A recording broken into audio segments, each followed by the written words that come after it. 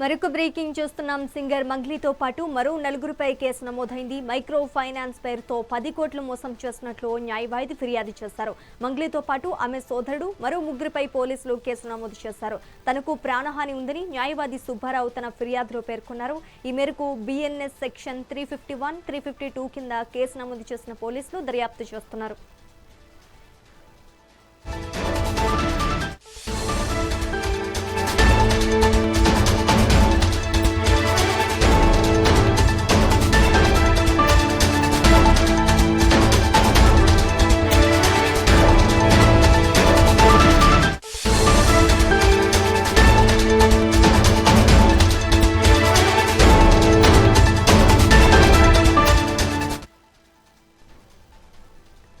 Singer మంగ్లీతో పాటు మరో నలుగురిపై case నమోదైంది. మైక్రో ఫైనాన్స్ పేరుతో 10 కోట్లు మోసం చేసినట్లు న్యాయవాది ఫిర్యాదు చేశారు.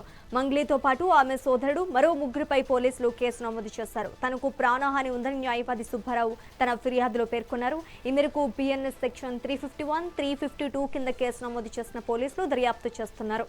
ఇక ఇదే అంశానికి సంబంధించి మరింత సమాచారం మా ఫిలిం కరెస్పాండెంట్ రాణి అందిస్తారు. రాణి, చెప్పండి. శ్రీజ, సింగర్ మంగ్లీ ఎవరైతే ఉన్నారో ప్రతిసారి కూడా వివాదాల చుట్టూ తిరుగుతారనే చెప్పుకోవాలి. ఏదో ఒక వివాదంతో ఆమె తెరపైకి వస్తారు. ఫస్ట్ నుంచి కూడా జానపద గేయినిగా ఆమె ఎంతో పేరుగాంచారు, మనందరికీ తెలుసు.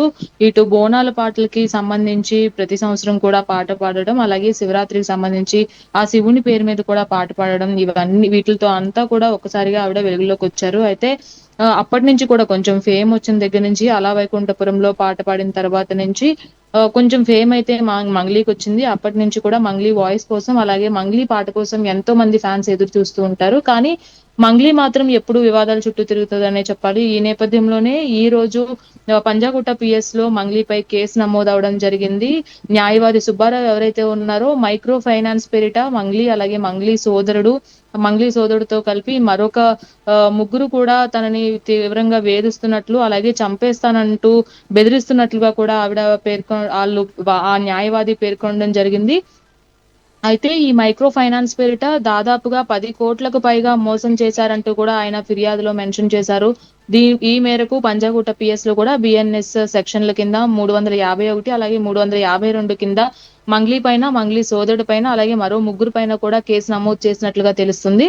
అయితే రీసెంట్ గానే ఈ ఖైదీ సినిమాలోకి సంబంధించి ఒక ప్రత్యేక పాట ఏదైతే ఉందో, దానికి సాహిత్యం ఏదైతే ఉందో ఆ సాహిత్యం మీద కూడా కొన్ని వివాదాల చుట్టూ కూడా మంగ్లీ చిక్కుకున్నారనే చెప్పుకోవాలి. అలాగే అంతకు ముందు ఒక జానపద గేయంతో పాటు కొన్ని సాహిత్యపరమైన ఇబ్బందులు కూడా ఎదుర్కొన్నారు. అలాగే దాంతో పాటుగా ఒక ఫామ్ హౌస్ లో పార్టీ చేసుకున్నట్లు, అలాగే అక్కడ డ్రగ్స్ కూడా కొన్ని లభ్యమైనట్లు, అలాగే పార్టీ అనేది ఎక్కువ మొత్తంలో లిక్కర్ కూడా అక్కడ ఉంది. ఎటువంటి పర్మిషన్ లేకుండా వాళ్ళు ఈ పార్టీ అనేది చేసుకున్నారు అనే దానిపైన కూడా ఒక వివాదం అయితే మంగ్లీ చుట్టూ తిరుగుతున్నారని చెప్పుకోవాలి. ఎప్పటికప్పుడు కూడా ఆ వివాదం రావడం, ఆ వివాదానికి సంబంధించి ఒక క్లారిటీ అనేది సోషల్ మీడియాలో మంగ్లీ ఇవ్వడం, ఇదే పనిగా మంగ్లీకి ఉందనే చెప్పుకోవాలి.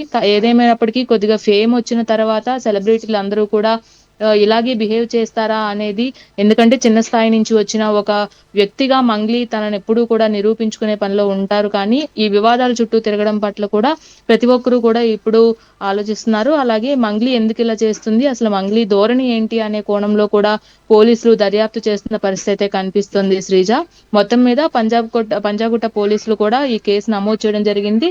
దీనికి లోతైన విచారణ కూడా చేయనున్నారు. అసలు న్యాయవాది వర్షన్ ఏంటి, మంగ్లీ వర్షన్ ఏంటి, ఇప్పుడు మంగ్లీ ఏ విధమైన సమాధానం చెప్తుంది అని తీవ్ర ఉత్కంఠ నెలకొంది. Sreeja, for the update Rani.